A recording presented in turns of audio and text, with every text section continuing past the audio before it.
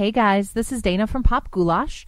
I wanted to make sure that you knew how to reach us. Find us on Facebook under Pop Goulash. You can also find us on Twitter at Pop Goulash. We also have a phone number, and we definitely want you guys to give us a call with your thoughts, opinions, whatever, show ideas. That phone number is 224-325-4235. And you can also shoot us an email at popgoulash42@gmail.com. Thanks for tuning in.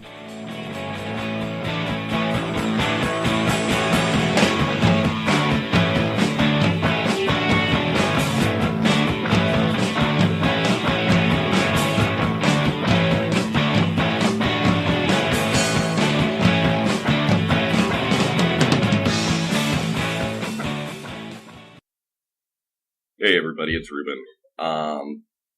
I am going to put this little guy here at the front of the episode just so you guys can tell. As you can tell probably by the audio, something is wrong with our mixer and our board and quite possibly the Audacity program we use to record on. I was really looking forward to getting this episode out to you earlier, but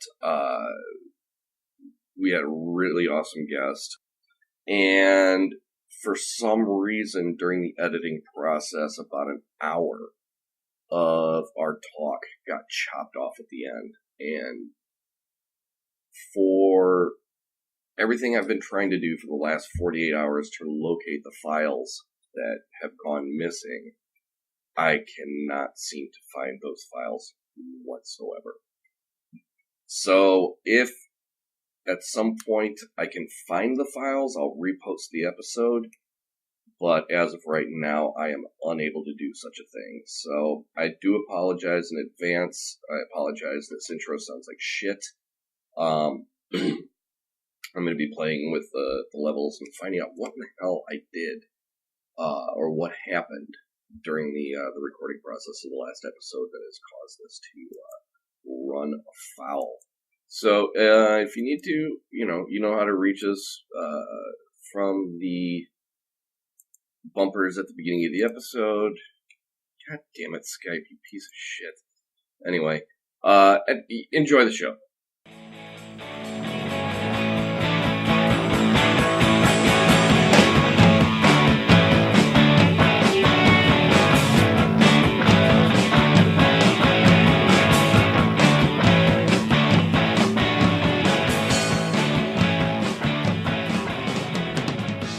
Strap on those ear goggles, bitches. It's time for some Pop Goulash. I am Ruben, and this week Dana and Carlos are off on, I'm not even going to say play dates. They're doing their own thing tonight, and, you can't blame them.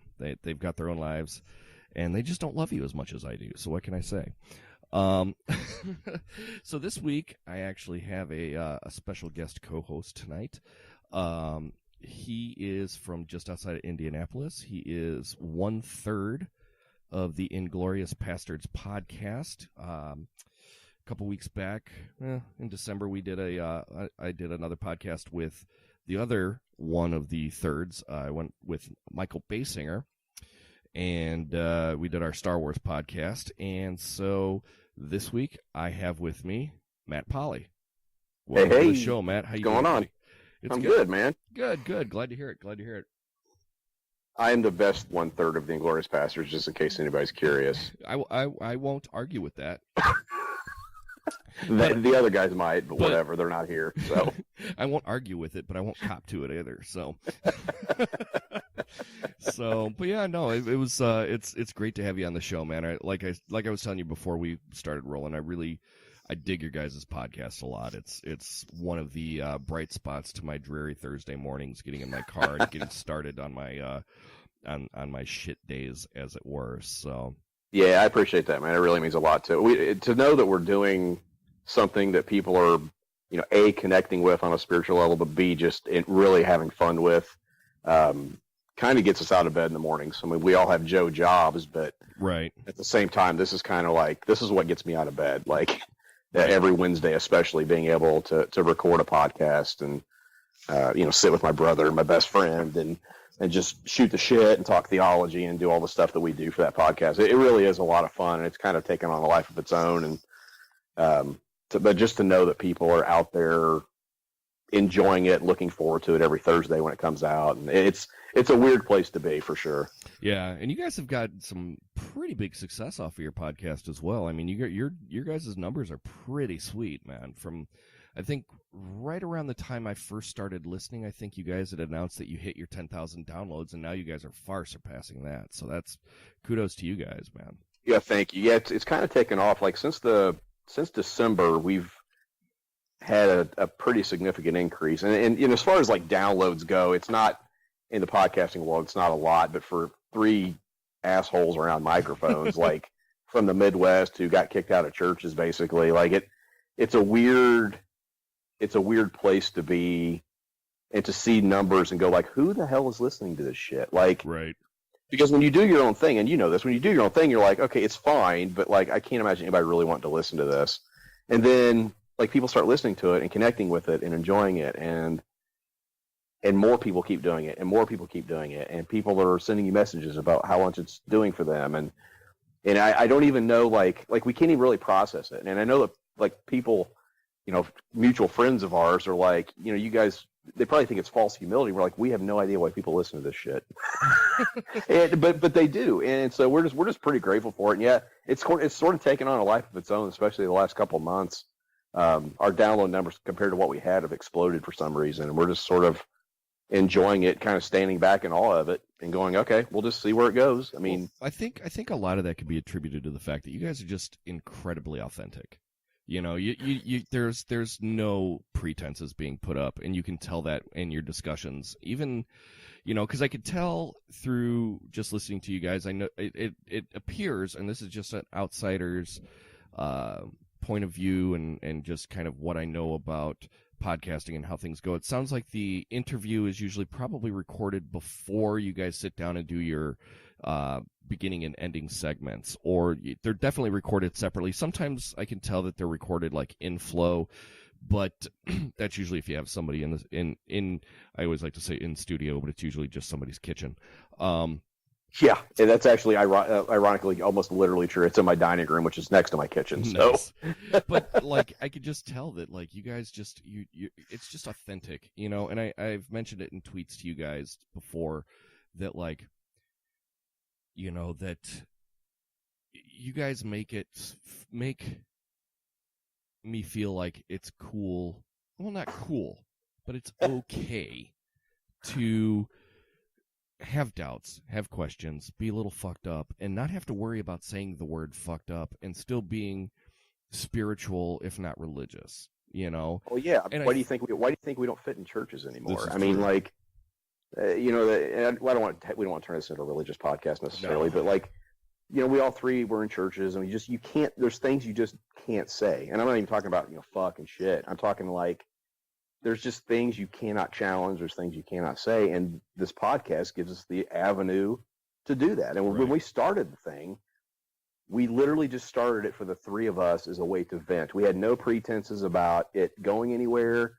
We had no expectations. We thought, I think Michael has always said, I thought it had the possibility to go somewhere, but we never anticipated what it's become, because it literally just started as three guys around microphones, just talking about stuff and venting, and led just a place as an outlet for us, and people connected with it. Like you said, being authentic. We don't have to hide behind anything. Nobody's paying us. Nobody has to. We can't get fired. Right. And so we have that freedom to say exactly what we want, however we want to say it. To say that something is bullshit and call it bullshit. To say that a view is completely fucked up and let it be what it is. And we can just explore, and that resonates with people, especially our generation and some of the younger generations. It resonates with people when you can just tell the truth. Absolutely, and it's just and I always have this idea in my head of the term safe spaces. Like you always hear that in conjunction with schools and colleges and like these and I would consider myself fairly liberal out of most of my friends and my family. Well, my married side of my family. Sure, I'm yeah. pretty liberal compared to most people that I know, even some of the guests that I've had on my show, and Tom. But like when you hear the term safe spaces, I just think of a bunch of whiny little bitches that just can't handle, somebody just being authentic and honest with them or having an opinion that differs from their own. And I think what you guys have cultivated between your show and the pub, and I think I may have spoken about this when Michael was on the show, but they have a closed Facebook group for their Patreon supporters called the Pasterds Pub, and it literally is a safe space where people can go on there and just say, hey, you know what? I can't say this on my personal Facebook page because, X, Y, and Z, and, my mom sees it or my pastor will see it or I work in a church, but this is really weighing on me. This is a bunch of bullshit. I hate it. And I just want to say fuck it all right now. And you can absolutely go out there and say that with no judgment whatsoever. Well, it's not even just no judgment. You get support. I mean, absolutely.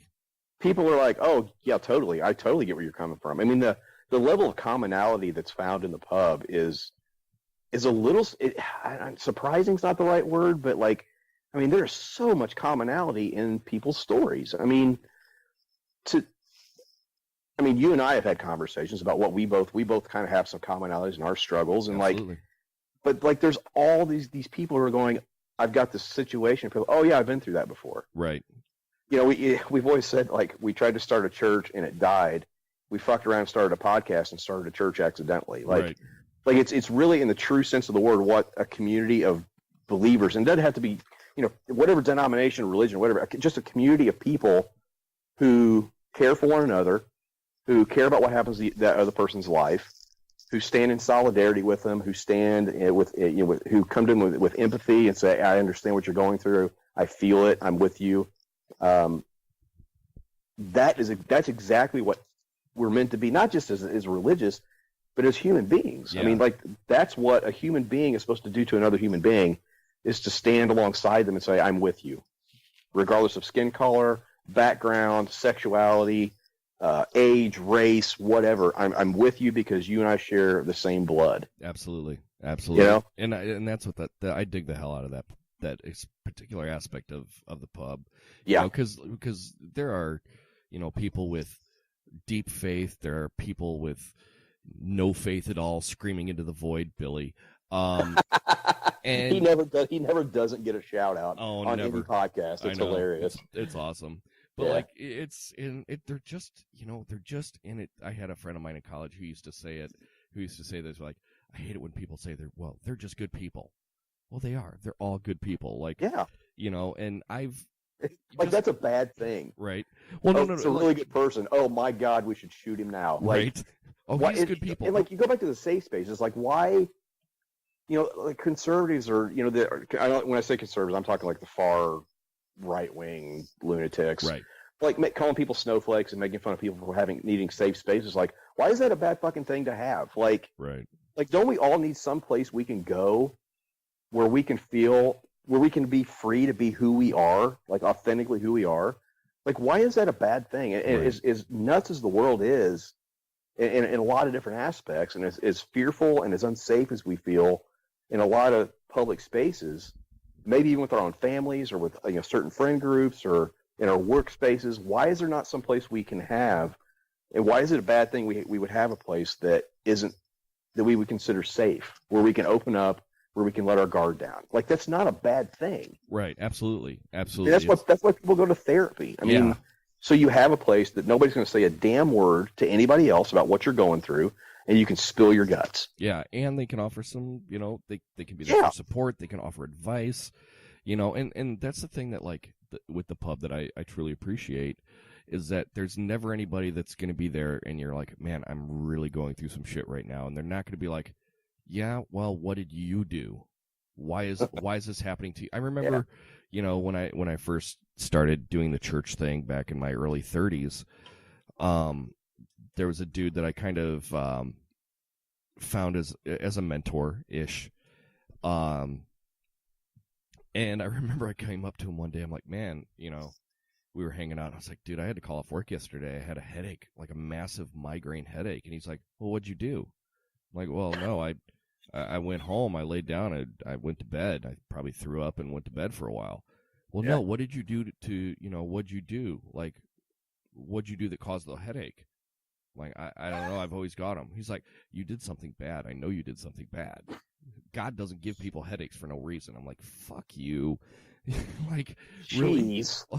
I'm just looking for, like, one, to have a little bit of conversation, and two, to, maybe a little sympathy, and here you are trying to accuse me of some shit that I may or may not have done. I woke up in the morning. Now I have a headache. What do you mean to do about it? Like, Right. yeah, that's insane. But that shit happens all the time. I Yeah. mean, and that is the good thing about the pub, is not only do you find people are like, oh, what did you do? It's like, nobody's going to tell you to just get the fuck over it, because our humanity, our lives just don't work that way. It's just not that simple. Right. With Absolutely. depression and anxiety, like, you just, like, if that's something somebody struggles with, which I do, Yeah, you can't same. just get over it. Right, absolutely. You don't just wake up one day and go, I feel lots better now. Like, it's just not that simple. Right. So you don't ever find that. It's just people say, hey, I'm with you. Maybe people offer advice, things that have helped them in the past, but that's it. It's not. It's just more of like people standing in solidarity with other people. It's a really beautiful thing, man. That's the, of all the things the podcast has become and what's come out of it, that's by far the coolest thing that I've ever been a part of. Yeah. I mean, I had sushi with 3 people tonight that I didn't know a year ago. Right. And it's like we've been friends forever. I mean, Yeah. it's just a weird. And another friend of ours, I won't mention who they are, but another person in the pub, her husband ended up in the hospital and was kind of touch and go. And yeah, that was scary. she didn't have her family. I'll say family. I'll say that, not super supportive. We're there, but not really good at the whole helping somebody through a tough time thing. The whole compassion thing. Yeah, the whole compassion and sympathy and empathy and all that. And I was like, you know what? Screw it. I'm just going to go down there. It was about an hour drive. I was like, I'm just going to go and be with them. Like, that felt like the right thing to do at that time. And I didn't even, there wasn't a moment's hesitation. I kind of slipped into pastor mode, basically. It was like, this is where I need to go. And I went and I sat with them for a while. I got home like 2:30 that morning or something.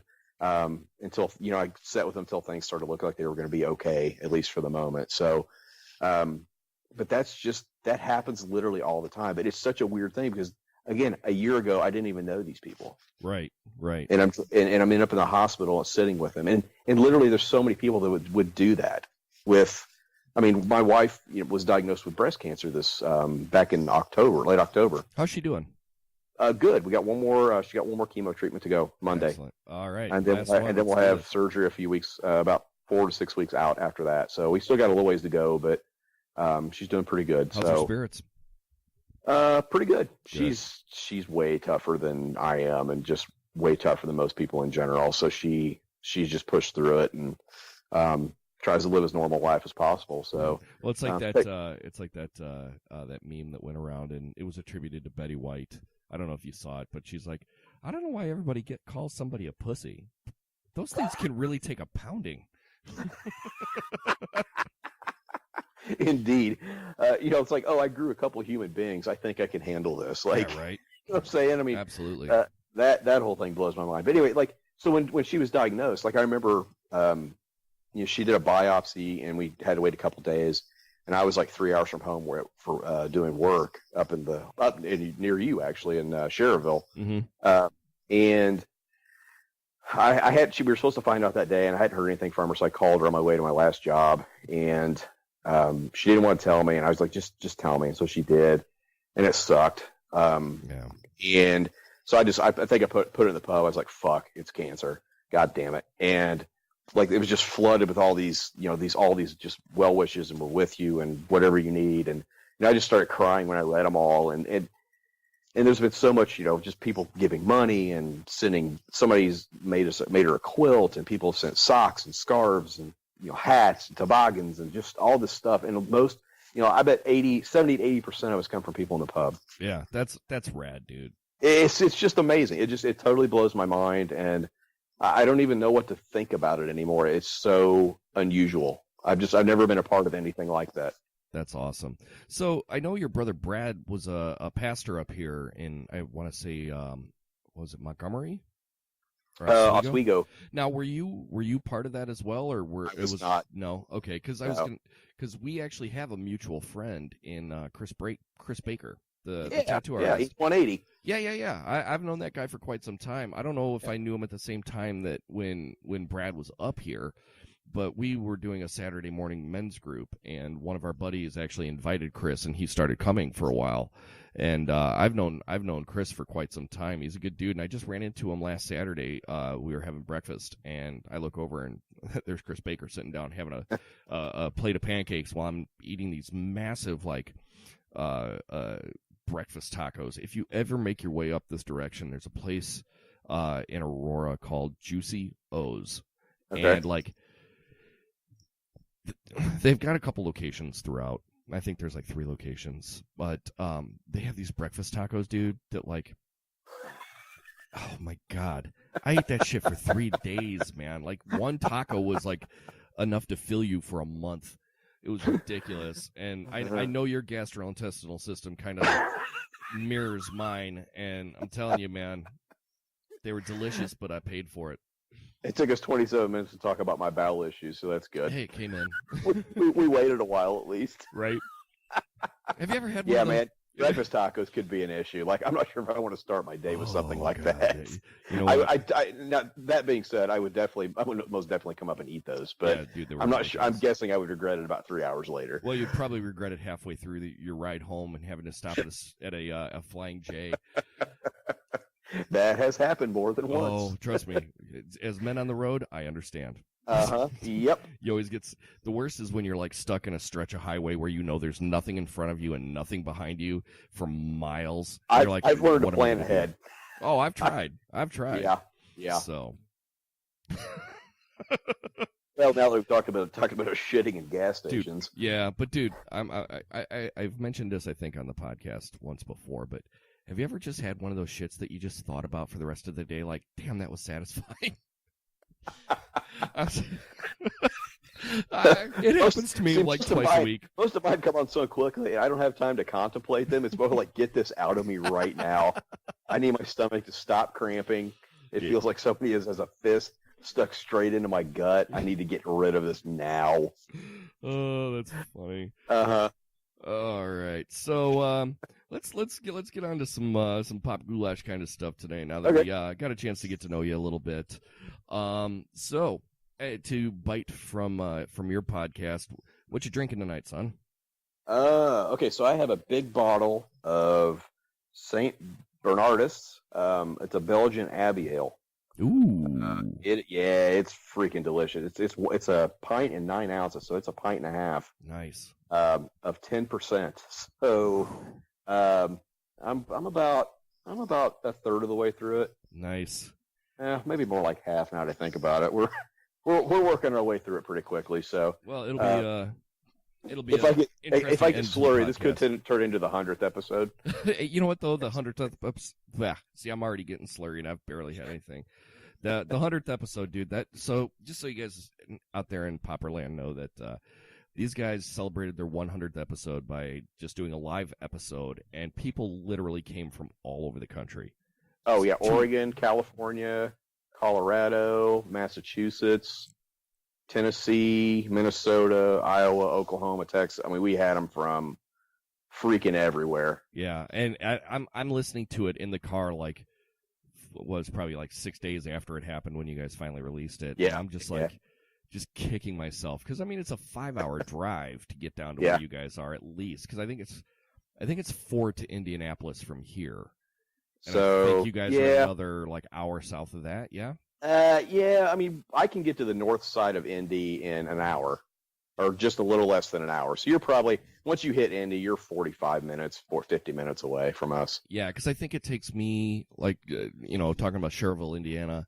It takes me probably an hour 15 to hour and a half to get to Schererville, depending on traffic. So okay, you're 4.5. It takes me 3 to get to Schererville. Okay.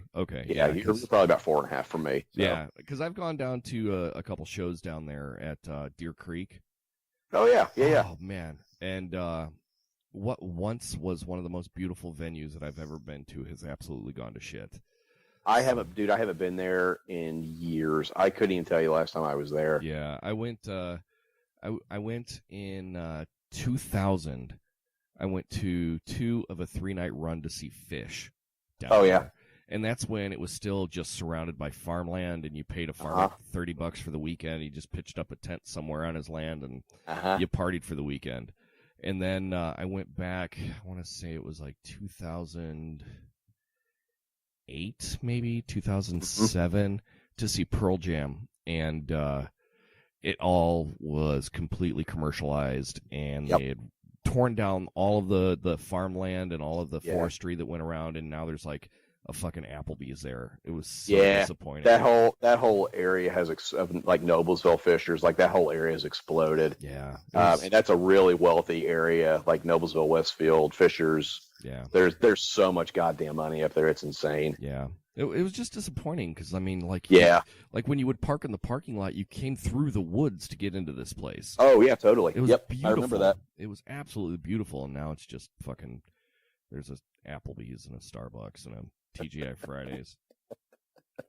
Yep, there is. You're right. So, yeah. Anyway, I'm drinking a Bullet Rye, straight, neat. Yeah, that's some good bourbon, man. Like I said, those make good Manhattans and good old fashions too. They're pretty tasty. Yeah, and I'm also staring across my desk here at the in the hood cave next to the probably a whole case of Sam Adams Rebel IPA that has been sitting. Oh yeah. The thing that kills me is I'm so damned lazy. I can't walk the 15 steps down to my basement to take it off my desk here and walk it halfway across the basement to my beer refrigerator to put it in the fridge. So now I'm just staring at warm beer. See, that's the one thing I don't have is a beer fridge. I don't have room for one, or I would get something and put it in my garage. Yeah. Like I would really like to have that. I have to sort of be selective about what I put in my fridge so we can actually fit food in it. True. Yeah, we got lucky when we bought the house. It actually had a second fridge in the basement. Yeah. So it came with the house. So I'm like, this one's for beer. Yep, that's a good idea. Yeah, I think Michael's actually got one. He has a fridge. I think their house he moved into came with a fridge, and so they just took theirs over and put it in the garage. Or anyway, he ended up with 2 fridges, and one of them he keeps beer and stuff in. So he's pretty lucky, lucky in that regard. Well, the other one probably has dead puppies in it or something. So. Oh, that guy cracks me up. Coyote carcasses, right? And things Coyote like that. fridge. Yeah. Oh, I tell you what, man. We give Michael so much shit, and like the podcast doesn't exist without him. Like it doesn't go without him.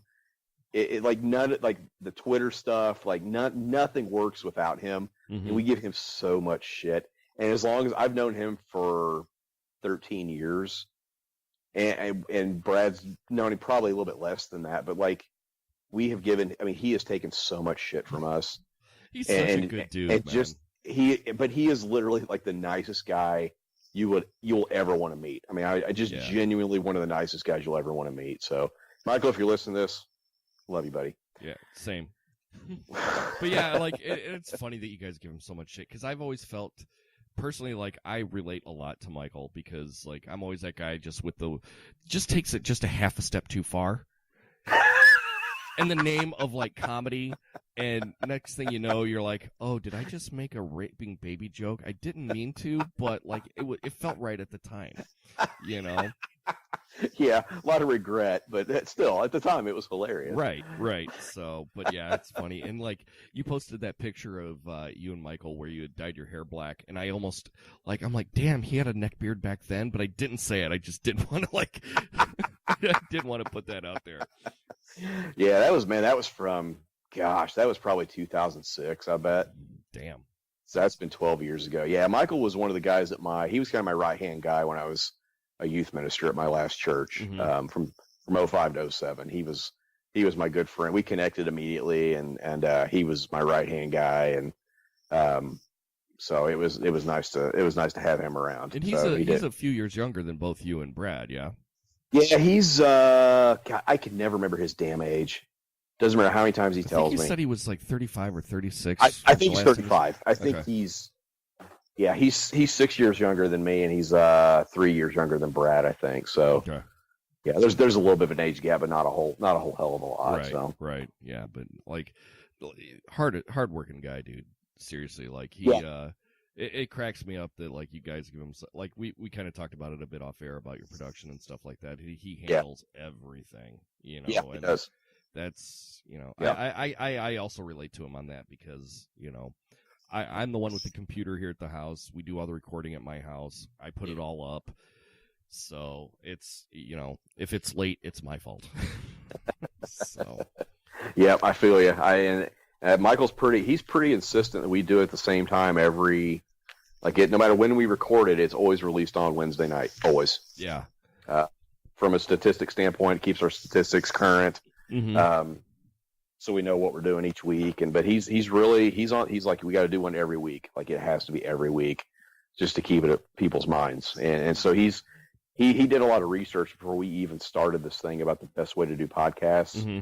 The best way to get them out without having to pay for a shit ton of advertising. And right. I mean, he put a lot of work into this thing, even nice. Trying to convince Brad and I to do it. I mean, he had a goddamn proposal, and we met at Brad's house, and he laid out this proposal for us, and it's like, all right, let's do it then.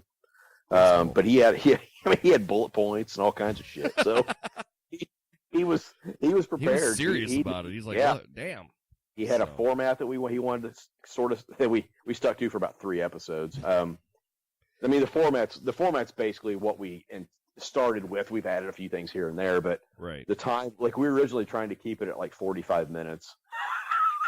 Yeah. We did that for 2 episodes. I think we had, 2 episodes. I think we had under an hour. Literally everything since then. We got to I think our episode with Lucas and GIF, our 5th episode, was like an hour and 25 minutes. It's like, oh God, we got to really keep these things lower. Right. And I don't think we've been under 2 hours, and I couldn't tell you how long. I mean, we just kept adding features and sort of took on a life of its own. And right. And once we started doing interviews, it was like we do an hour interview, basically 45 minutes to an hour. So that's an hour of the podcast already. And then we tag our weird shit on the end of both ends, and it just ends up being 2 hours at least. So. Right. Yeah, because that's like we've done. God, I think the longest one I've put up was like 3.5 or 4 hours long. Whew. Yeah, it was just a great conversation I was having. I think it was the second time my buddy Tom was on the podcast, and we just it just went. And what I had found, and this is a big argument point between Dana and myself, is that she likes the idea of splitting the episodes in half, and I'm like, no, just put it out there. Yeah, just put it out there. It's going to get downloaded regardless. If people subscribe, they're going to download it. And I don't, I'm of the mind of just let the conversation take its toll and let it roll where it's going to roll. Yeah, right.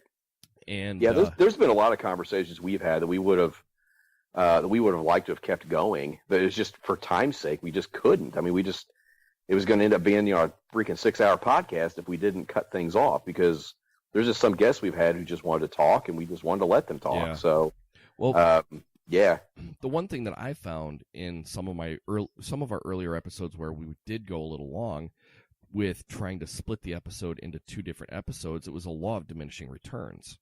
Yeah. Like, for whatever reason, nobody gave a shit about trying to listen to the second half of the podcast the next week. So I'm just like, just put it out, let it get downloaded. We'll just start fresh again next week. Yeah. You know, and Dana's always like, oh, I don't know. People complain that it's too long. I'm like, well, fuck them. Well, don't listen to it then. Right, that's kind of our edge. It's like, if you don't like it, don't listen to it. It's not going to hurt our feelings. Seriously, I mean, do you realize that it's not a radio program that you're going to miss if you get out of the car? Which, I'm guilty of that. I'll be like, I just want to listen to where this point's going, and then I'm like, oh wait, I can stop this and start it again at the same point that I left off at. Right. Yeah.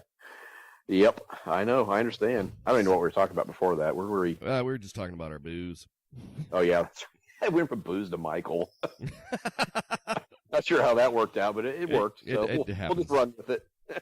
So, but you have really, I don't want to say pushed, because that's not really the the right way to go about saying it, but you have been such a big proponent of Kendrick.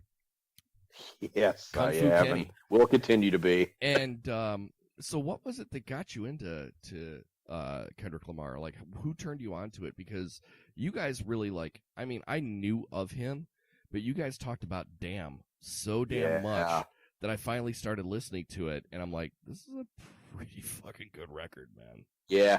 I tell you, it's interesting. Like, people would ask me, not even more than a couple years ago, like, hey, what do you listen to? I'm like, I listen to about anything except rap or country. I just I'd never connected with rap music. Mm-hmm. It just never could. I was one of those guys, it sounds the same. They're saying the same shit, and it's all the same beat, and blah, blah, blah. And I think it started like most white people with, probably the Beastie Boys some. I mean, yeah.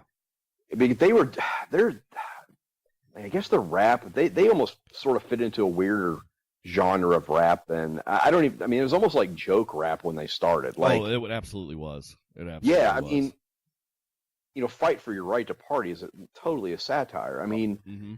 And so it haunted them for the rest of their career. Yeah, it did, yeah. And so it started with, I'd listened to them for a long time. Not really, more just like the stuff that you would, like their hits. Like, I didn't really dive into their albums at all. Yeah. I was still listening to CCM at the time, so what are you going to do? Oh, sorry. Yeah, I know, right? Listen to a lot of Supertones and... or as I like to call it, Michael music. Yeah, exactly, yeah. But it started with them, and then a couple of years ago, I sort of connected with Eminem a little bit. I know, white guy connecting with white rappers, big shock. And I'm literally like the whitest fucker you'll ever meet. Like dance contests, I would lose in the first. Like, there's no rhythm. I don't dancing rhythm. Like, I can play guitar and instruments and stuff, but I can't, like, no dancing rhythm. I always said that I learned how to dance by watching Bill Cosby and Anthony Kiedis. And I probably looked a little bit more like Elaine from Seinfeld. It was more like a full body dry heave. Yeah, exactly. Yeah, I can sort of joke dance, but that's about as far as it gets. Sure. But so I kind of connected with Eminem stuff, and especially his Recovery album. That album was amazing. And I connected with obviously just the music and stuff, but man, like the lyrics and the stuff he was saying, and it all spoke of new beginning to me. Yeah. And like a lot of redemption. I'm a sucker for redemption stories, and so have you not to cut you off there, but have you heard Kesha's new album? I have not. I've never listened to Kesha. I've never been a Kesha fan myself. Like, I thought the TikTok song that you put out a few years back was fun for a trashy white girl song, but dude, this Rainbows album is fucking incredible. Well, I heard she was good on the Grammys. I didn't get a chance to watch the Grammys. But she was amazing on the Grammys, dude. Yeah, amazing. So I may need to look into that, because I have. I'm open to whatever is good. Like, I'm trying to be less douchey about my music taste, and sort of trying to be open to more genres I might not listen to, or more groups I might not listen to. If they're saying good stuff, that's what I'm more interested in. But yeah, I started with that album, and sort of slowly worked myself into other things. And I downloaded To Pimp a Butterfly because I'd heard it was amazing. Mm-hmm. And it's like, I always, my favorite time of the year is the end of the year, when like the Onions AV Club does their end of the year lists. Right. And a Pitchfork does theirs, Rolling Stone does theirs, and I always kind of look through there and read through the descriptions of music. And To Pimp a Butterfly, I think, was number one the year that he did it. I think it was unanimous, pretty much. Yeah, pretty much. It's Damn was this year too. Like, every list I saw, it was the top album. And so I think I downloaded it because of that. I was like, you know what? I'll give it a try. And it was fine. I didn't really connect with it, but it was still good. Like, there were some really good, strong songs on there that I really liked. But just never really grabbed me. And so I started getting into, I tell you, 2 summers ago, I found Anderson .Paak. Okay. I don't know if you've listened to him at all. I've not. Oh my God. His album Malibu was literally the only thing I listened to all, like, 2 summers ago. It's like R&B, rap, soul, alternative. I mean, it's like all these genres melded together. Like So it's like a funk Beastie and- Boys record. Yeah, in a way. I mean, just in that it sort of breaks genres. Like it sort of crosses over different genres. Sure. But phenomenal. I mean, just phenomenal. And it was one of those. It was on a list of like NPR's, I think, best albums of the year up to this point. It came out like the list came out like July. Okay. I was like, I've never heard of this guy. And so I played a couple songs. Like, holy shit, this is amazing. So I downloaded that, listened to that all summer, and then I was like, you know what? I need to start finding good rappers. And I think I even put something in the pub at one point. This is probably before you even Probably. you jumped on board. And just like what are some rappers that you're listening to? Like they're really and so they listed off some different people.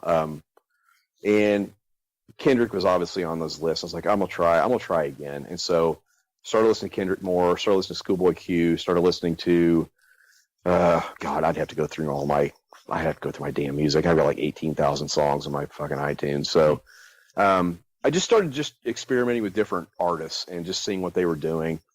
And there were some that really caught me, and there's some that really were like, okay. I just figured I really got into Chance the Rapper. His Coloring Book album was phenomenal. See, I haven't, which is funny because he's a local boy. Yeah. And I have yet to listen to any of Chance the Rapper stuff at all.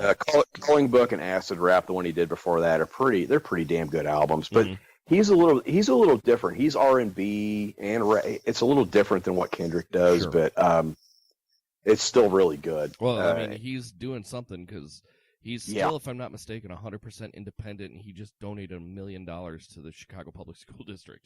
Yeah, he did, which is awesome. I love him for that.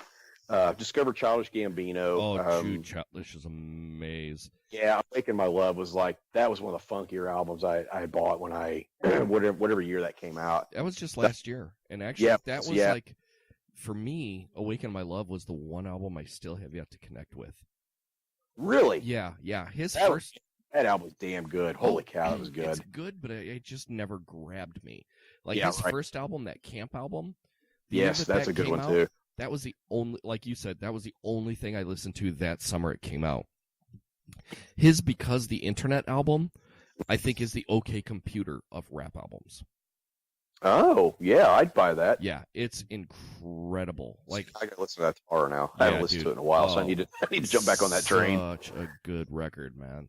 And Donald Glover's just ridiculously talented, just as a human being.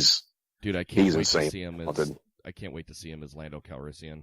Yeah, people are shitting on that movie a little bit already. I'm like, dude, if you just go let it be a movie, like I'm not, the episode with you and Michael talking about Star Wars stuff, like I don't know 1% of what Michael does about any of that shit. I don't know. Either of you guys, but still, I don't know 2% of what Michael does. Yeah, I know, right? I mean, and that's not a criticism. He loves that, and he's deep into all the mythos and all the expanded universe shit. Yeah, and I'm just not. But like to me, I grew up with Star Wars. I loved those movies, Absolutely. The original trilogy. Like I went and saw all the prequels, and we went to Force Awakens, and we went to Rogue One, and went to Last Jedi on opening night with my son, and I've loved all of them. Like they've had their flaws, but just because it was part of my childhood from a nostalgia standpoint, Absolutely. It's just cool to see these stories get bigger or come to fruition or be complete or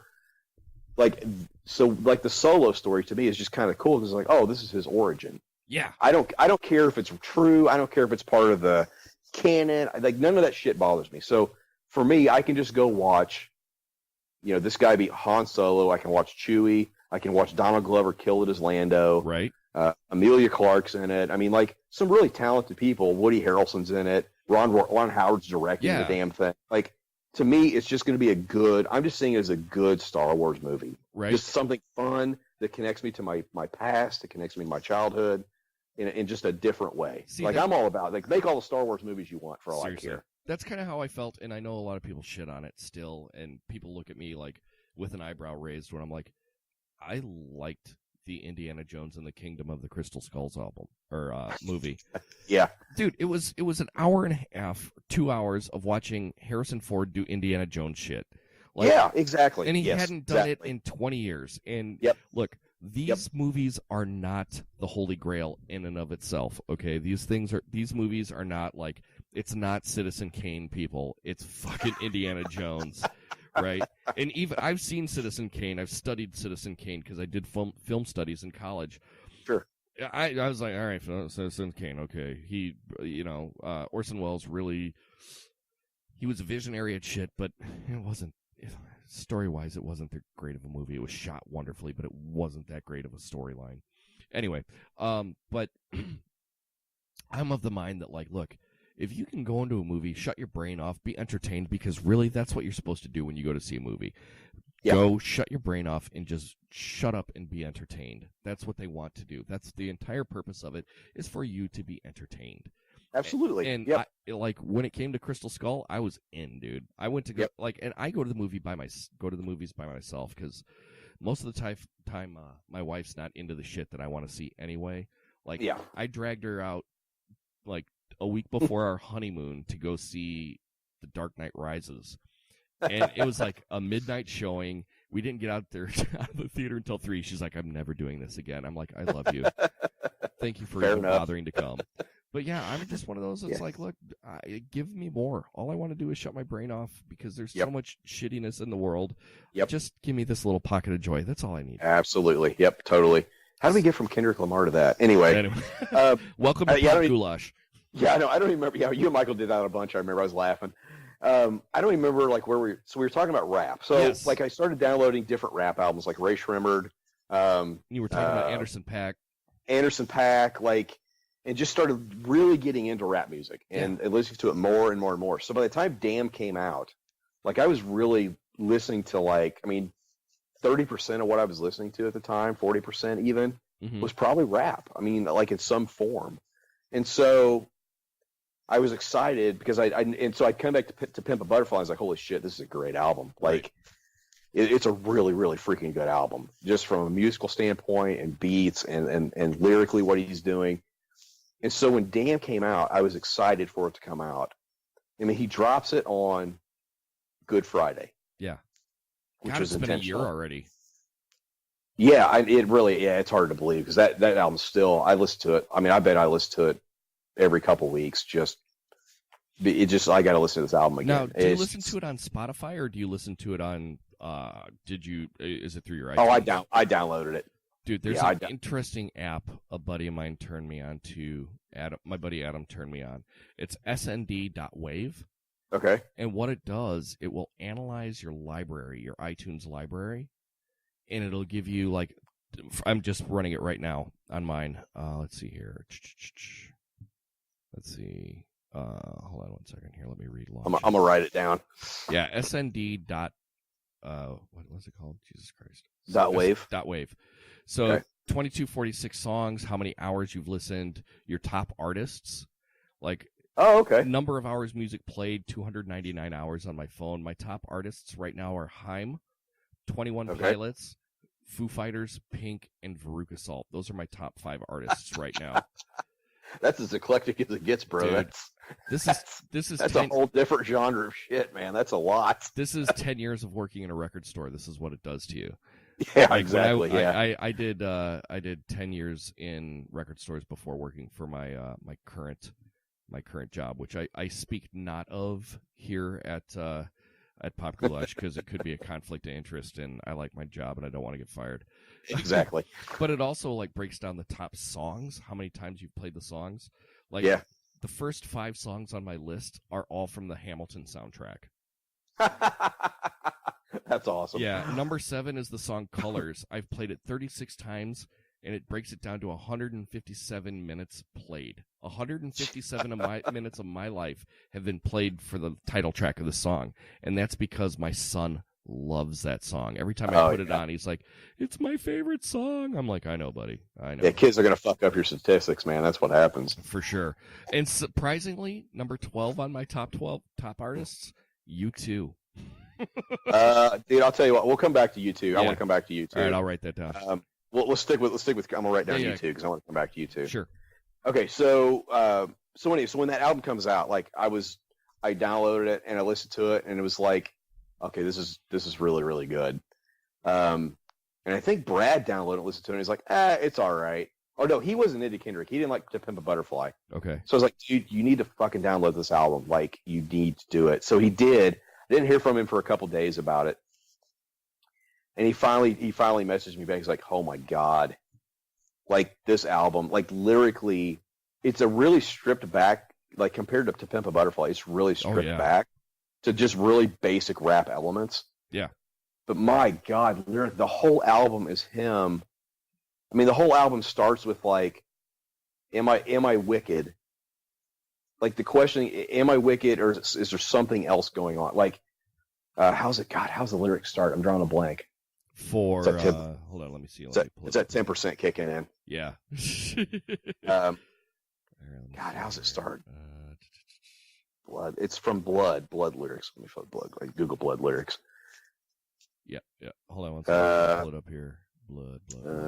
Yeah, because that's the one that starts off with him telling the story. Oh, is it wickedness? Is it weakness? Right. You know, you decide, are you going to live or are you going to die? Like, that whole album, start to finish, is him wrestling with his own nature. Mm-hmm. Like, is it something innate in me, or is it something that I just fall into out of weakness? Like, and I mean, that's literally the very nature of humanity. It's like, is it something innate in us that's driving us to do terrible things, or is it just a weakness that we have in our own selves? Right. And the whole goddamn album's like that. And so the album comes out. It's phenomenal. So there's rumors that he's going to release a companion album on Easter Sunday. And they were going to call it Nation. Nation. Yeah, yes. Yeah. And there's all these hints, and you know, if you look at the damn album cover, like the M forms horns on his head. Like, yeah, there's all these all these indications that he's going to do this. Brandon Andrews, you know Brandon. He and I, like all Sunday, we're texting back and forth. He was like sent me a screenshot supposedly from iTunes in New Zealand that showed Nation, and I was like, oh my God. Mm-hmm. And so the day went on, I was like, bitch, where's my album at? Like, it hadn't come out. It hadn't come out. Well, then it comes out a couple days later that you can make a reverse playlist. Right. And it's a completely different album. Yeah, I have yet to get through the entire album, but I have yet to play it backwards either. Oh, honestly, dude, I can't decide if I like it better forward or backward. Really? And it literally is a totally different album. See, from the tone, from musically, it starts out more aggressive. Mm-hmm. It gets a little bit. I won't say quieter, but it becomes less aggressive and more maybe contemplative as it goes. Like not just musically, but lyrically also. Well, you listen to it backwards, it becomes contemplative to more aggressive. Like, totally goddamn different album. It's unbelievable. Well, I mean, even if you just think of the first track, Blood. The last thing he actually says before they get to like that sample that they do about I think it was probably like Fox and Friends or some shit. But he says, "What have you lost?" And it says, "Your life." Yeah. Like, now that I think about that, putting that at the end of the album, that's heavy, dude. Yeah. Yeah. So so it would end with if you play it back to front, it ends with Lamar stated his views on police brutality with that line in the song, quote, "And we hate the popo, want to kill us in the streets, faux show. Please. I don't like it. I don't like it." And that's how it ends. Yeah. That's how the album would end. Oh my God. And when you get to the end of Duckworth, the last song, if you play it forward, it says, we're going to put it in reverse. Interesting. And it ends with something that shows up in Blood. If you play it from, dude, I'm telling you, it's unreal. It's going to blow your damn mind. Interesting. Cause I've put the playlist together of it back to front. Yeah. I just haven't gotten through it yet. And listen to it a couple times front to back so you get the feel for it, and then listen to it back to front. See, that's one of those where I'm just going to have to carve an afternoon out and just put my headphones in when the kids are not around, and that's the thing that I've learned about having, you know, a toddler, or well, not even a toddler, a preschooler now who just is a parrot. Like, I can't listen to shit in the car when he's in the car anymore. I just can't. Like, that's why we've listened to Beck, you know, for 38 minutes of my life. but like I just can't. Like my wife and I had a discussion about it the other night. We went out for dinner for Valentine's Day last Friday or Saturday night, and she kind of brought it up to me because my wife is, she's not puritanical by any stretch of the imagination, but she did grow up in a pretty strict family, and sure, they went from Lutheran to AG, and so like there was no television as we know it in her home, and there was like I grew up virtually limitless, and she was like, no, we never got to watch that when I was a kid. I was like, really? I'm like, all right. So but that's what happens when between getting raised in a religious household and getting raised by a pack of wild lesbians. But yeah, so it was one of those where like she's totally like well, we should probably really kind of keep an eye on what just be more mindful about what the kids are, being exposed to, yada, yada, yada. Yeah. So I'm like, all right. So like now I can't even really listen to podcasts in the 28 minutes it takes me to drive the kids to daycare in the morning. I'm like, I know. Yeah, especially ours. Or yours, any of the Kevin Smith podcasts, Joe Rogan. I've been listening pretty heavily to this one called Your Mom's House with Christina Pashitsky and Tom Segura. Okay, yeah. Good podcast. Really funny podcast, man. So I'm sorry, and we were talking about Kendrick, and here we are talking about podcasts again. That's all right. Yeah, we can't. Yeah, we're both podcasters. What are you going to do? If people don't like it, they can fucking listen to something else. Right. But yeah. Anyway, that album is just phenomenal. I mean, it's just, and it kickstarted me even further into. I bet I'm up to like 50 to 60% of rap at this point. Like, really? Because it just the beats and the lyrics, especially like in the in the era we're living in with police brutality and black people being shot down in the streets and like the Trump era and all this shit. Like the lyrics are really taking on almost a quality of like the old slave spirituals, like what they came out of, like we're really essentially almost in a time that's very similar to like pre-Civil War times. I mean, where people are being like the entire black community is being oppressed. Mm-hmm.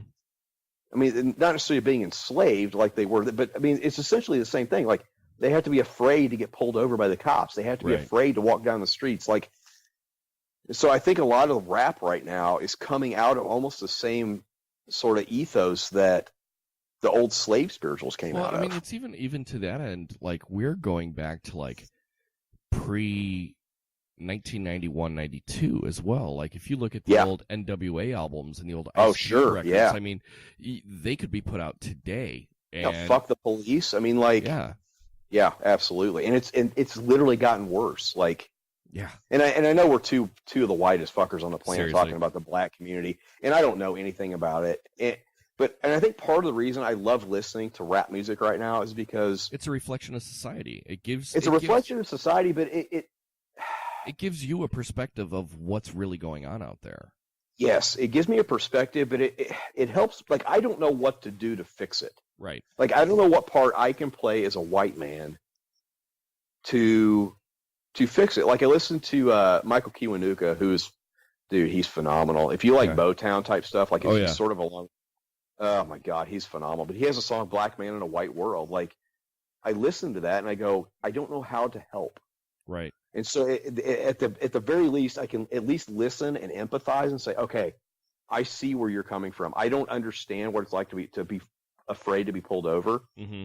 I mean, I don't like getting pulled over because I don't have money to pay a ticket. But, right. I actually thought about this today a little bit because I figured we'd talk about Kendrick. So I thought about this today. I got pulled over when I was on my way to a job in Valpo. I got pulled over. I was going like 4. I goosed it a little too soon before the speed limit went up, so the cop pulled me over. And this was around the time that like a lot of those, like several of those high-profile police shootings came out. I don't remember when it was, but it's been within the last year. And I even thought as the cop was walking, I was like, I don't have to be afraid of this guy. I'm gonna give him my license, give him my registration. I don't have to be afraid like so many of my black brothers and sisters do of getting shot for no fucking reason. Right. Like, so when I listen to rap now, it's almost like I'm trying to find a way for myself I don't, to connect to that community, I don't know, because Right. I live in Martinsville, Indiana. It's the whitest fucking place on the planet. I mean, I bet it's 90% Trump voters. I mean, at least. I mean, so it's a very monochromatic community. We have a decent Hispanic community. There's like 3 fucking Mexican restaurants here. I mean, so we have a pretty decent Hispanic community, but there's not a lot of African Americans around. Not a lot of Oriental. I mean, Chinese, Japanese, Korean. Like, there's not a lot of Asian American, please. The Chinaman is not the issue. We can talk about the Big Lebowski if you want to, or just sit around and quote all day for it. Yep. Anyway, but like, there's not a lot of racial. There's just not a lot of different races here. It's mostly a white community, and so I don't have a lot of opportunity to interact and to have friends in other racial communities. Sure. And so trying to listen to some of this stuff and understand where they're coming from, it's really helped in the last year to go, okay, maybe I'm part of the problem sometimes. Yeah, I guess. Or in the past I've been part of the problem, and what can I do to make myself less a part of the problem? Right. The way that I because something similar like this came up when I was in therapy on Thursday morning, and the way that I've always thought of it is that, as for me right now, I'm a single guy. I mean, in general terms, I'm one man. Yeah, sure. What can I really do to make today better? Yeah. There's really not a whole lot that I can do to make today better for the entire world. But what I can do is I've got a 3-year-old and a 1-year-old upstairs in bed right now. Yep. And the best thing I can do is to teach them to not be cunts. Like, yeah, right. And that's how I can make things better for the world at large. Absolutely. I can make my kids, I can teach my kids to be better. So, yeah. You teach them empathy, you teach them sympathy, you teach them compassion, you teach them grace, respect. You teach them forgiveness, you teach them respect, you teach them the golden rule. Like, for sure. I mean, I have a 15-year-old and an 8-year-old. Like, my 15-year-old hangs out with a lot of like band kids and video game nerds, and like he sort of straddles, but he's also a soccer player, so he kind of straddles both worlds a little bit, which I love. But he hates when people are bullied. He hates when people are put down. I mean, he has a great heart, and like that's one of my greatest achievements as a parent is to go like, is to know that he's going to be, as he grows, a compassionate human being. For like, sure. That's all I fucking care about. I don't even. And my parents would die if they knew I said this, but like, I don't care what religion he subscribes to, if any. I just be a decent, loving, compassionate, forgiving human being. For sure, man. Absolutely. Forgiving human being, because if you can do that, that changes the world. Absolutely. So, yeah. All right, you need to take a break for a second? Yeah, maybe just for a minute. Right on. I'll put a pause on this and just let me know when you're back. I'll be back in a minute. Yeah. All right, so we just took a quick break to drain the lizards, as it were. The old tinkle break. Dude, I had no idea that Billy was a grandparent. Yeah, he is. I had no idea, man. He's old looking. I mean, he kind of looks like a grandpa, so. Grandpa that listens to nothing but fucking R2D2 music. Yeah, dude, seriously.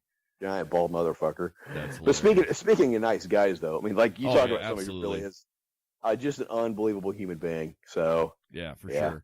Well, I mean, again, like, it's one of those aspects that like even the atheists can shine the light, so to speak. Oh, totally. I mean, what's he always say? There's more light than dark in the world. I mean, right. And that's just, if you just live, God, if we all fucking did that, like, how much different would the world be? Yeah, for sure. Seriously. You can tell I've been drinking beer because I'm getting more philosophical. So, and I'm drinking whiskey, so I'm getting stupider. But that's usually how it goes on the Pop Goulash podcast. That's my next step is just going full dumb. So we'll be fine. So, all right. So we talked about Kendrick. We talked about you're delving into hip hop. Yeah, for hip hop, like I actually started listening to hip hop not so much with the Beastie Boys. Yeah. I kind of did. Like, I remember in 94, I would say, yeah, it was probably the Beastie Boys really got me into hip-hop. It was 94 when Ill Communication came out. Yeah. And I was working at a Little Caesars pizza place at the time. And, by the way, never eat Little Caesars, for the love of God. Do yourself a favor. Okay, so that's literally, like, my youngest son is 8, and he has high-functioning Asperger's. Okay. So, like, very, like, routine is very important. Yes. Friday is always, for a year, at least 2 years now, has been pizza day. Yeah. Like, every goddamn Friday. And he loves Little Caesars. Dude. And full confession, I'm kind of okay with Little Caesars, too. Really? Maybe it was just the restaurant that I worked at or the chain that I worked at that was owned by the same guy, but, oh, good Lord, dude. The stories I could tell you about what please, went on behind the scenes. God, stop what you're doing right now. But you know what it is about Little Caesars? The sauce is sweet. It is. It really is. Very yeah. sweet. So there's better pizza as far as the shitty chain pizzas. Yeah. I really do like Little Caesars. Well, okay, I know somebody shipped you guys out some Giordano's. Yeah. Yeah, Crater did. Yeah. Yeah, that was good. That was really good. I've got some habanero jelly that my mother made that I'm going to ship out to you guys here soon. Ooh. Or is it ghost pepper jelly? One of the two. Oh my God. Yeah, dude, it's delicious, and it's weird because it's got heat, but it's not like you would anticipate from a ghost pepper or a habanero. Yeah, right. So yeah, as soon as I get it together to get that shit sent out to you, and I've got I know you're a beef jerky guy. I am a beef jerky guy. Yeah. God, and I can't handle like that Jack Link's bullshit. I have to go to a meat market. You got to get the shit that's made of leather. Yes, and leather and salt. That's beef jerky. Yep, that is beef jerky. You're right. So there's a meat market out here in the far western suburbs called Reams. It's out in Elburn, Illinois. Okay. They have a beef jerky dip. Oh. Yeah. Wait, what? Yes, dude. A beef jerky dip. Beef jerky dip. So it's like a meat dip? Ish. Like, they take like a sour cream cheese-esque base, and they put in like heaven and like beef jerky jizz. I don't know what's in it. I can eat the shit with a spoon. Like, it's fucking amazing. The thing is, I gotta figure out how to get it to you guys without it souring between mail points. And without having to pay like $800 in next day air shipping. Or you and I just meet like in Maryville or something, and we'll just call get it figured out. Just have dinner. Yeah, we eat a Portillo's or something and just call it good. Right on. But yeah, I mean, it's phenomenal. Like, one of the homes that I serviced actually turned me on to it, and he's like, "Hey, you want to try some beef jerky dip?" I'm like, "What? What are you talking about?" And he gave. I would try that. Oh, dude, I'll eat anything. Like, literally, I have and will at least. I'll give it its day in court. I will try it. Like, I ate crickets in Cambodia. Okay. I had durian fruit, and I've had durian fruit on multiple occasions, and it's disgusting. But I had to try it. Are you familiar with durian? No, what is it? I'm afraid to ask. Okay, durian comes in like these massive pods, and they got like, they almost kind of like look like spikes all over them. It's this big green spike. Oh, yeah, pod. okay, yeah. And they pop them open, and it smells like garbagey onion death inside. Oh. And they're native to Southeast Asia, so much to the point where in the hotels there are signs with the big no arrow with the red arrow through it or the line through it that say, "Don't bring this shit into our hotel." Like, it smells so bad. And it literally has like the consistency of custard, which isn't too bad, but it literally tastes like garbagey onions. It's the most disgusting thing, and it smells like death. I've got pictures of it up on my Facebook from when my wife and I went to Vietnam, and there's a picture of me putting it in, like, getting ready to put it in my mouth, and there's a picture of me with it in my mouth, and I'm like, I don't know if I could do this. And then a year later, we went to Thailand for our honeymoon, And like they like, and in Thailand, I'll give it to them. They'll at least dress it up a bit. They put a little honey on it, and still like you can't kill Tastes that like taste. sweet garbage. Oh my god! Like put honey on onions and wipe it through your ass, because really that's about what you're gonna get. It's fucking disgusting. It's the worst thing I've ever had in my mouth, and I've had some pretty nasty ass things in my mouth. So, so yeah, he gave me this beef jerky dip, and I'm like, dude, I'm sorry, but I'm going to eat half of this in the hour and a half service call that I've got here at your house. and then come to find, awesome. Yeah, and then come to find out 3 years later, he was busted for trying to solicit a underage minor. So, you know. Oh, well, that's not great. Yeah, a buddy of mine I work with. That's not ideal. No. A buddy of mine that I work with sent me a link to the newspaper out here, and he's like, dude, you remember this guy? I'm like, yeah. He's like, and I read it, and I'm like, oh boy. Yeah, and it's typical, you know, his wife was very active in the church. He was a fireman. Oh, man. Like, yeah, it was a messed up situation. Yeah, that's not great. No, and the weird thing is I've known many people that, like, are messed up like that. Like, just tangentially in my life. I'm like, holy shit, really? That person too? Oh, my God. Yeah, I know. Fuck? So, anywho.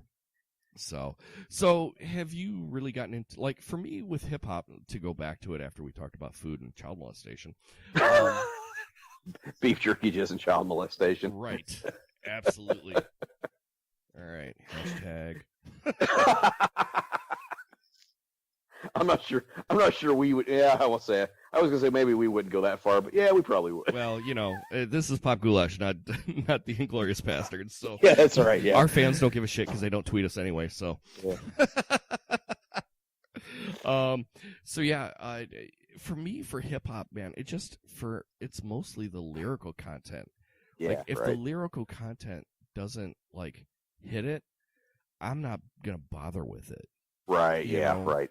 Like, oh man, you know, I can't even listen to a lot of whatever is modern hip hop. I just can't do it. But like, you throw on like, I don't know, A Tribe Called Quest. Holy shit, dude! Like them and the Roots. I think I recommended some Roots stuff to you recently, like when we were texting back and forth about hip hop and stuff. Oh yeah, right. Like the Roots, Phrenology, and Things Fall Apart are probably two of my top 10 favorite hip hop albums of all time. Okay, yeah, they're fantastic. Yeah, and for me, the Roots were always really interesting because they were kind of like Rage Against the Machine in the sense that they didn't use samples. There was no DJ in the band. It was all live music. Yeah. You know, and that resonated to me on a spiritual level, you know. Right. Because I'm just, you know, as a guitar player and stuff, I respect that. Yeah. But the album that really gave me a lot of respect for sampling was the Beastie Boys' Paul's Boutique. Oh, yeah, that album's awesome. That album is so dense. I mean, I remember reading somewhere that said that when they made that in 1989, that was before MC Hammer got sued by Rick James. It was before Vanilla Ice got sued by Queen and David Bowie. Yeah. That it was still, sampling was still in its infancy. They said that if that album were made today, it would have never been released because it would have been too expensive. Oh, I'm sure. Yeah.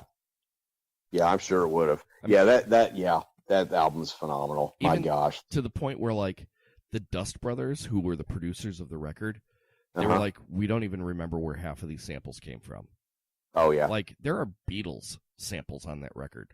Yeah. Nobody samples the Beatles. No, you don't at all. No. Yeah. Hey, did you happen to read that article that Quincy Jones on Vice that they did with Quincy Jones? I did not, actually. Yeah, it came up on, I don't know if it was on my Twitter feed or if somebody posted it on through Facebook, but it's hard for me to distinguish. I'm very rarely ever on Twitter, and I'm very rarely ever on my like straight Facebook feed anymore. I'm pretty much just in the pub. You can find me in the pub. I feel like a 50 Cent song. But yeah, he was kind of, I got through about a quarter of the interview, and he's talking about like that, like for being as entrenched in music as that man has been. Yeah. Over the course of the last, like, I think they said he's like 83. Yeah. And just as being entrenched in the music business as he has been for pretty much his entire life, he does not have like a really good thing to say about anybody except for I think I heard that was a really freaking weird interview. Yeah, like he was talking shit about the Beatles. Yeah, that's right. Yeah. You know, he was talking shit about Hendrix, about how Hendrix was scared to be playing with all these like these jazz instrumentalists and stuff like that. I'm like, oh. You know, he was talking about how Michael Jackson, he said, because the interviewer was like, well, you worked on 2 of Michael Jackson's biggest albums. You know, you worked on Bad and you worked on Thriller. He's like, what, you know, are there anything that you'd like to say about that? And he was like, oh yeah, Michael Jackson used to rip off everybody all the time. He totally ripped off this Donna Summer song. I mean, you could say what you want, but the notes don't lie. So I went and looked up the Donna Summer song he was talking about, because I guess Billie Jean was the ripoff. And I'm like listening to the other song, and I'm like, yeah, there are notes in Billie Jean, and there are notes in this song, but they don't sound the same or put in the same order to me, so what the fuck are you talking about? Yeah. You know, and he's also one of these nut jobs that wants to say, like, he knows what happened with John F. Kennedy. I'm like, sure you do, motherfucker. Oh, God. Yeah, whatever. Like, yeah, I heard that it was just a really weird article from that standpoint. Like, I never did really get around to reading it because I don't really give a shit what Quincy Jones says. But, yeah, it's almost like a guy who's just bitter about, like, that he's not that relevant anymore. Sure. You know, and just is sort of taking pot shots at everybody. Like, I mean, if you're taking pot shots, like, the Beatles weren't, like, I don't think the Beatles were the greatest band ever. But the Beatles have a huge influence on music, and you can't fucking deny that. Like, no. You can't. And they wrote some really good pop songs, and they wrote some really shitty stuff. But, like, sure, to just shit on them completely, like, come on. I mean, you're going to shit on Michael Jackson. You're going to shit on Hendrix. I mean, like, we could talk about the greatest guitarist ever. Hendrix is going to be in that conversation every damn time. Yeah, absolutely. Every time. And he's going to be either he's going to either be the number one or he's going to be damn near it. Like, no matter who you talk to. Here's the thing that I always say about Hendrix. Hendrix played with James Brown. Okay, before he was Jimi Hendrix solo. Yeah. James Brown was notorious for firing people in his band for missing a half a note. Yeah. Like James Brown did not fuck around. Yeah. And when it came down to it, like, if it was at the end of the day and he was just like, nah, fuck you, you're out. Yeah. You know? So, but he shit on Ringo Starr. He was like, yeah, you know, Ringo was trying to hit this, you know, 4-bar measure and he just couldn't do it. So we told him to go out and, you know, get a beer and whatever. And, like, we hired a jazz drummer to come in to do it. And Ringo comes back and says, play it back. He's like, oh, it doesn't sound so bad. He's like, yeah, motherfucker, because you didn't do it. I'm like, really? And he was shitting on, like, Paul McCartney. He's like, Paul McCartney's the worst bass player I've ever heard. I'm like, really? Really? Really? That's what we're going to on that? You could stake an entire musical career on being the worst bass player ever. Really? Is he the greatest ever? No. Is he the worst ever? Probably not. No. Yeah. Listen to the song Rain, motherfucker. That bass line in Rain is probably one of the greatest bass lines ever. Like, next to Cliff Burton's bass line in Orion, the Metallica tune on Master of Puppets. Dude, that where everything breaks out and that's just Cliff's bass solo. Doom, doom, doom, doom. Oh, fuck, dude. That gets me every time I listen to it. Yeah. He was an unbelievable bass player. Ridiculous. Yep. Yep, pretty much. Can we rate the Beatles? Is this something we can do? Sure. Okay, let's rate the Beatles post Beatles careers. All right.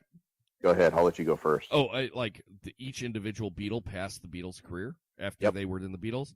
Yep. Obviously Ringo's last. I'm sorry, right. but Ringo has never done anything that's really stood out. I would say probably, like, you can't give it to Paul McCartney for longevity because obviously he's alive. Yeah, right. Yeah, but he's done some pretty impressive shit over the course of his career. You know, I mean, Wings is what it was. You know, that was just pure sugar pop music. It is what it is. Yep. And it was it was what it was for what it was. All right. Yep. But like he went back, I want to say in 98 or 99, and he put out an album called Run Devil Run. Okay. Which was like Paul goes back to his roots. And he's doing all like the sound. I'm not sure if it was all originals or if there was originals and covers mixed in with it. But it was him just going back to like Bill Haley and the Rockets era, like early rock and roll. And it was a phenomenal record. Absolutely phenomenal record. Like I would love to see Paul McCartney. He came through last year. But like tickets were $375 or your firstborn. And those were your two choices. But it's Paul fucking McCartney. You know? I know. So I would say Paul, I would probably put third. Okay. Lennon, I would probably put second, only because like I was never really a huge fan of Lennon's solos. I was never really a fan of any of their real solo stuff. But Lennon's solo stuff was I would say socially more relevant than any of the other stuff that was I would out agree there. With that, yeah. You know, and it was good, but god damn it, man, if we found a way to like, if I want to give like John Lennon's master tapes to George Lucas and have him do a special edition where he just removes Yoko Ono from all of it. So, and I'm wondering if it might actually like redeem him from the prequels and having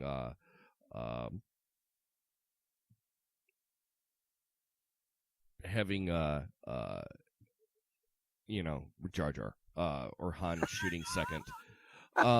Yoko is Jar Jar, is that what you're saying? Yoko is Jar Jar. I'm fine with that. I have no problem with that analogy. And then I would say first, and this is just my personal opinion because I happen to be a Ringo or a George Harrison fan. Like, I think George Harrison wrote some of the finest Beatles songs. If you listen to Long, Long, Long off of the White Album, like that album rips my soul out of my body every time I hear that song. Yeah. You know, his stuff was just like everybody wants to say that all the Beatles went through this spiritual phase and they did this and they did that. You know what? George Harrison was the most spiritual motherfucker out of that entire crew. Yeah, I think you're probably right. He held true to it.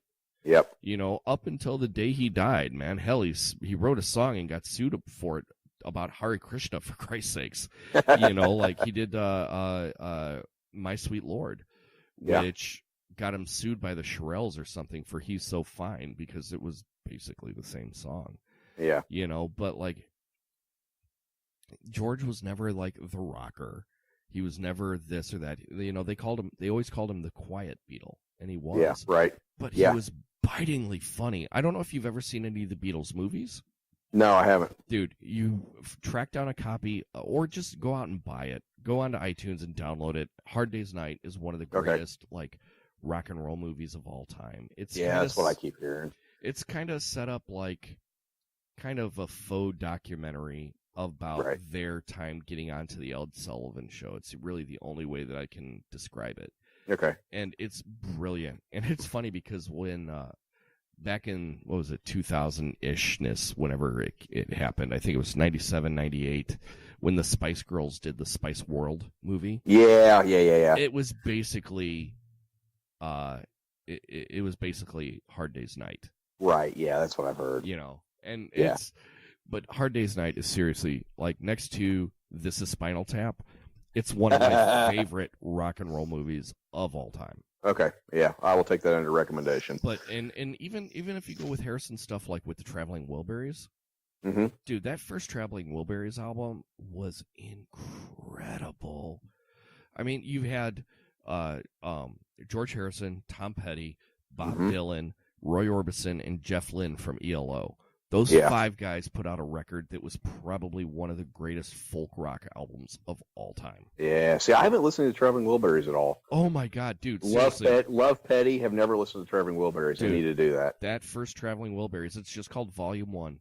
Traveling Wilburys Volume 1 is probably, like I said, it's one of the greatest folk rock albums of all time. Like, dude, Dylan's song on that called Tweeter and the Monkey Man that tells this entire story about like these two people, Tweeter and the Monkey Man. It was, Yeah. and it starts off, Tweeter and the Monkey Man were hard up for cash. They stayed up all night selling cocaine and hash to an undercover cop who had a sister named Jan. For reasons understand, she loved the Monkey Man. Like, and it talks about it's like an entire story arc about these two people. It's Sure. fucking brilliant, dude. And it was I think it was the last thing that Roy Orbison ever did before he died. Oh, wow. Yeah, dude, it's a great Okay. record. I'll be downloading that tonight. Yeah, absolutely. I'd love to hear your thoughts on it because it's fucking wonderful. And it came out in 89, I think. Okay, yeah. 88 or 89. Yeah. So What are I actually kind of agree with your list of Beatles. Mm-hmm. I always Ringo and Paul I think are probably placed in the right places. Sure. I've never connected with McCartney shit. I just haven't. But I always waffle with Lennon and Harrison. Mm-hmm. But I think more often than not, I end up where you ended up with that. I think Harrison I think he just did better stuff. Yeah. And maybe Lennon would have down the road had he not been shot. I mean, I don't know. I mean, Lennon's stuff I connect with sometimes, but Harrison's stuff I connect with all the time. Yeah. And I think that's the difference for me. I tend to fall in the same place with you. And most of the time when I think this came up in the pub at some point too, but maybe before you were on board, I think we had a Beatles conversation about who the best Beatle was. And I'm pretty sure Harrison won. I think more people just connect with him than they did with anybody else. That and he went out so tragically. I mean, granted, Lennon went out pretty damn tragically, but like, yeah, right. But like, Harrison went out with a fucking brain tumor, dude. Like, god damn. Like, how fucking harsh is that? I mean, I know, right? And the fact that his son Danny took over and like finished his last album for him.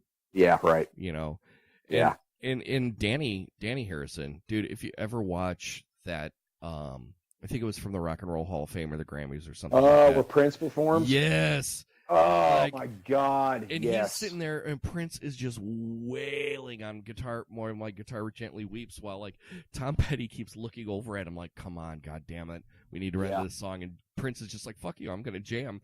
And you look, there's this one moment in it where Prince looks back at Danny Harrison, and Danny Harrison's got this big smile on his face. It's right before the solo. I watch that like once a month. Yeah, dude. It's right before he starts soloing. Danny kind of smiles and shakes his head. Right. And he fucking knows what's coming. Yeah, dude. And it was just so I've rewatched that. I've rewatched it so many times. I think Petty's on board the entire time. Okay. I think he's so fucking blown away by what's happening with him. Yeah. I really do. I've watched, like, originally I thought it looked annoyed. Yeah. But I don't think that was the case. I think he was like, this is that may be, like, I didn't realize how good a guitar player Prince was until he did the Super Bowl halftime show. Oh, dude. When the Colts won. Yep. Which was an important day for me. Because they haven't been shit since. That was like our one moment of, like, glory. All my teams are bullshit. So, dude, you're talking to a guy who lives in Chicago. Come on. Yeah, I get you. Yeah, where quarterbacks go to die. Yes.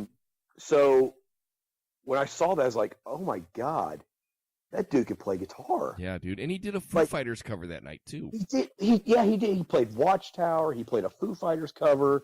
He didn't give a shit, man. He's like, I'm just going to play what I want to play, and you're going to rock with me. Greatest halftime show ever. Yeah. Not even a question. I'm not even going to argue with people about it. If you don't like it, you're wrong. Don't even at me. Don't fucking at me. Don't even come near me. Just, we're not going to be friends. We can't. Well, the funny thing was, from what I hear, like, right before the halftime show started, I guess one of the producers turned to Prince and he's like, yeah, it's raining pretty bad out there. And Prince turned to the guy and says, make it rain harder. Yeah. And he was like, I'm going to play Purple Rain at the end of this, and people are going to lose their shit. Yeah, so he did. So I didn't realize how good a guitarist he was. So the halftime show happens. A few years later, that video comes out at the Rock and Roll Hall of Fame. Mm-hmm. And I was like, oh, my God. You've got to put him in the pantheon of guitarists at this point, Absolutely. Right? Like, you can't just go, he was just sort of a musician. No, like, that is one of the best solos I've ever seen, ever in history. Yeah, absolutely. When back in the day when I used to work at the record store, I actually turned to my boss Steve one day after listening to I put on some Prince record. I think it was right after Emancipation came out. It was like one of the albums that was right after that, maybe Chaos and Disorder. Mm-hmm. And I told him, I'm like, man, Prince had every opportunity to become the very next Jimi Hendrix. And he only did it to serve the music. Yeah. And my boss was like, the fuck are you talking about? I know.